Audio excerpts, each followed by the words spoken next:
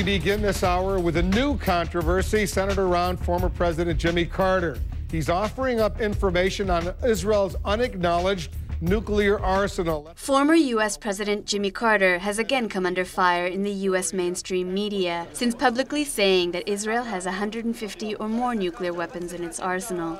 Details about Israel's nuclear weapons program started emerging in 1986. International nuclear experts now believe that Israel maintains a cache of between 100 and 300 nuclear weapons, though Israel, backed by the U.S., maintains a policy of nuclear ambiguity. The Real News senior analyst Aijaz Ahmad looks at the story behind the spin.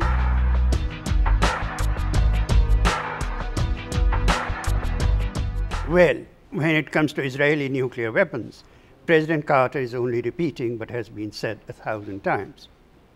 Evidence first surfaced in 1986 when Mordecai Vanunu, a technician in the Israeli nuclear weapons lab, broke the story to the Sunday Times. Vanunu was then kidnapped in Rome by Mossad, the Israeli intelligence agency, and taken to Israel, where he was kept in solitary confinement for 11 years and in prison wards for another 7 years, until 2004. Interestingly, Vanunu was charged with treason and espionage, but never with fabricating facts or spreading lies.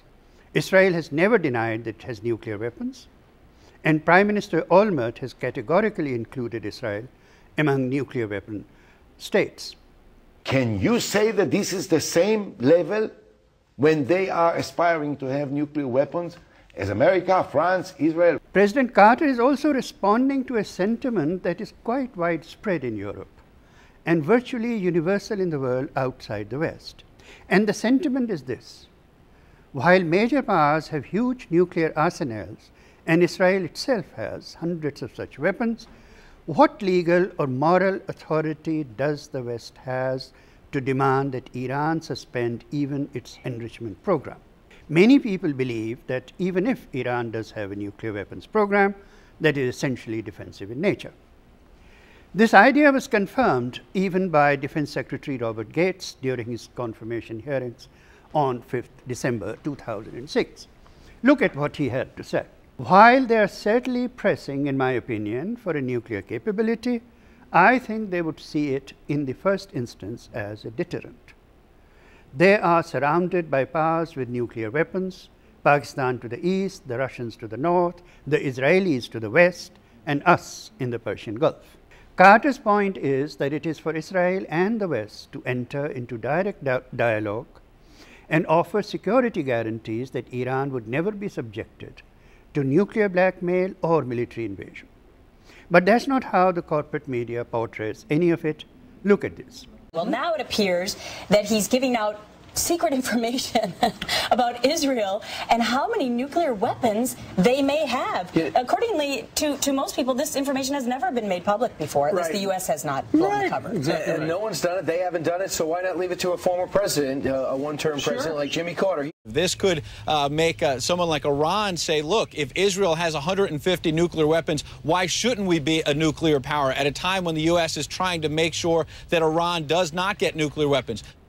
Pundits of the corporate media want to suggest that Carter is somehow divulging state secrets, which he knows because he has been President of the United States, and that he is out to hurt Israeli national interests. This is strange. Carter is the man who, as president, negotiated the peace treaty between Egypt and Israel, which ensured that Israel would never again have to fight a war against a coalition of Arab states. So why this spin and this demonization of Carter as an enemy of Israel? Well, Carter's peace mission in the Middle East derails the Bush-McCain agenda. The Bush administration refuses to talk to Iran, but Carter, like most people in the world, insists that Iran has some legitimate security concerns which must be addressed. The Bush-McCain crowd dismisses Hamas simply as a terrorist organization. Carter reminds us that Hamas is the political party that won the Palestinian elections of 2006, and no peace process in the occupied territory is possible without associating Hamas with it. He talked to them, much to the chagrin of the Bush administration, and is now facilitating an indirect dialogue between Hamas and the Israeli government through Egyptian interlocutors. He even went to Syria, supposedly a member of the Axis of Evil, and facilitated a peace dialogue between Syria and Israel, which is now being conducted under the auspices of the Turkish government. The Bush administration doesn't like it, so corporate media doesn't like it either. Pundits in that media even suggest that if Carter were to endorse Barack Obama, his endorsement would be a liability.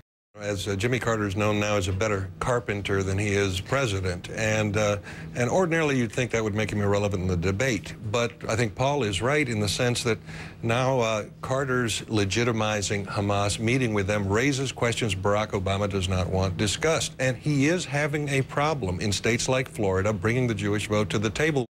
So according to the corporate media, Carter has become something of a political untouchable, because he takes concrete steps to bring peace to the Middle East.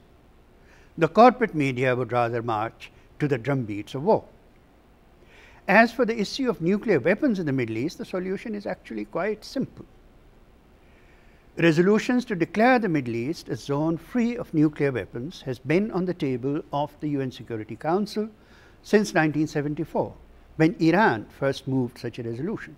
Egypt moved that resolution again in 1985, and Syria in 1989, and again in 2003, on behalf of the group of Arab states.